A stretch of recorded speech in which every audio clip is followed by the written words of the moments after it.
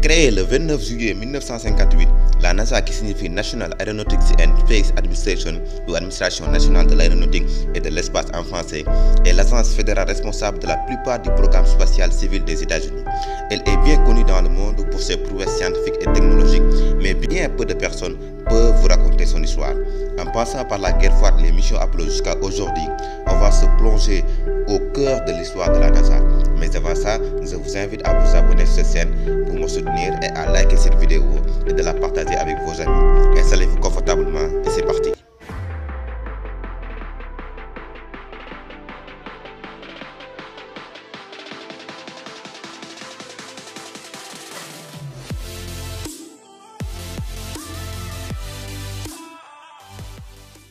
En 1955, les États-Unis et l'Union soviétique annoncent chacun de son côté qu'ils lanceront un satellite artificiel dans l'espace. Il faut savoir qu'en ce moment, nous sommes en pleine guerre froide. Et très vite, l'URSS prend les devants en envoyant le premier satellite dans l'espace Sputnik 1 le 4 octobre 1957.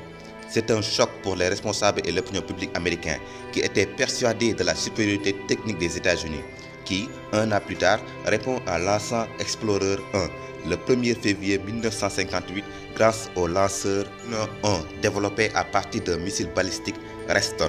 Autant vous dire qu'on a fait bien des progrès depuis. Le président américain de l'époque, Eisenhower, finit par être convaincu qu'il est nécessaire de créer une agence spatiale consacrée aux projets spatiaux. Par la suite, la NACA, qui signifie le Comité consultatif national pour l'aéronautique, qui est une agence de recherche tournée vers l'aéronautique, mais qui s'est fortement engagée au cours des années 50 dans le programme de missiles, est transformée en NASA, approuvé par le Congrès américain en juillet 1958. La NASA reprend les centres de recherche de la NACA, le programme Vanguard développé par la marine américaine, et tous les projets de l'armée de l'air sont transférés à la NASA. Cette dernière ne perd pas de temps et développe très vite son premier projet de vol habité, le programme Mercury, qui doit permettre le lancement du premier américain dans l'espace. Le 5 mai 1961, Alan Shepard effectue un premier vol de 15 minutes dans la capsule Freedom 7, un simple vol suborbital faute de lanceurs puissants. C'est dans ce contexte que le président John Kennedy annonce le lancement du programme Apollo dans son discours du 25 mai 1961. We choose to go to the moon. We choose to go to the moon in this decade and do the other things, not because they are easy, but because they are hard. Ce discours intervient pour reconquérir le prestige américain mis à mal par les succès de l'astronautique soviétique, à une époque où la guerre froide bat son plein. Le 20 février 1962, la mission Mercury Atlas 6 permet à John Glenn de devenir le premier astronaute américain à boucler une orbite autour de la Terre. S'ensuivent ensuite 3 autres vols habités en 1962 et en 1963. En vue de la préparation des missions lunaires, les dirigeants de la NASA lancent le programme Gemini pour notamment mettre au point les techniques permettant de travailler dans l'espace au cours des sorties extravéhiculaires. 2 accidents graves surviennent au cours du programme Apollo. L'incendie au sol du vaisseau spatial Apollo 1, dont l'équipage périt brûlé.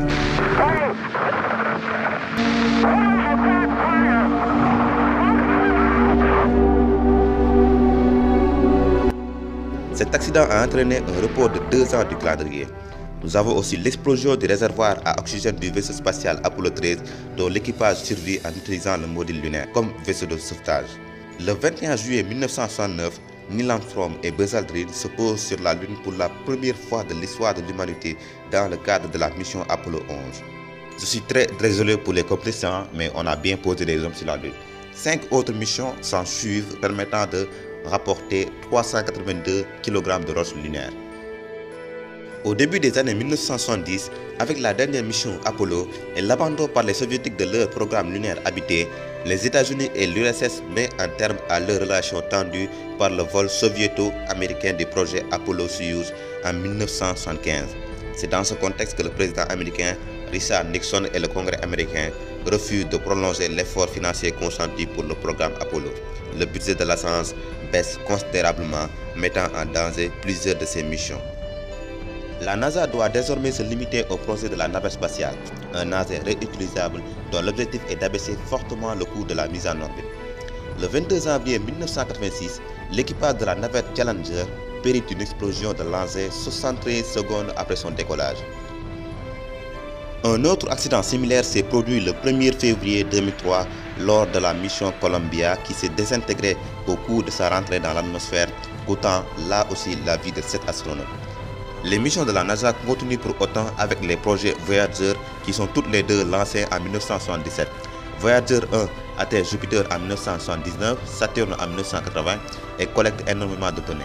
Voyager 2 survole ces deux planètes en 1979 et en 1981 et parvient à boucler le grand tour en passant près d'Uranus en 1986 et de Neptune en 1989.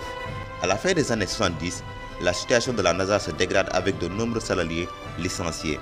Dans ces conditions, peu de missions nouvelles voient le jour. Malgré tout ça, grâce à une collaboration internationale, la NASA a réussi à mettre en place la Station spatiale internationale, l'ISS, l'une des prouesses technologiques du XXIe siècle. Elle permet d'énormes avancées technologiques en vue des explorations plus lointaines dans le système solaire. Le succès de la NASA que je n'ai pas encore évoqué sont les nombreuses missions d'exploration du système solaire, outre les sondes Voyager.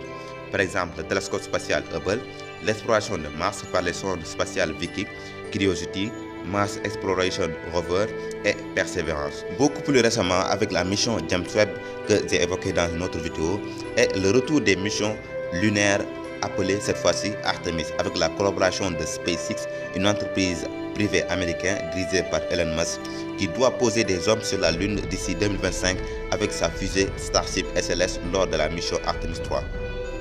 Depuis sa création en 1958, la NASA s'est imposée comme leader de l'exploration spatiale avec de nombreuses évolutions. C'était l'histoire de la NASA.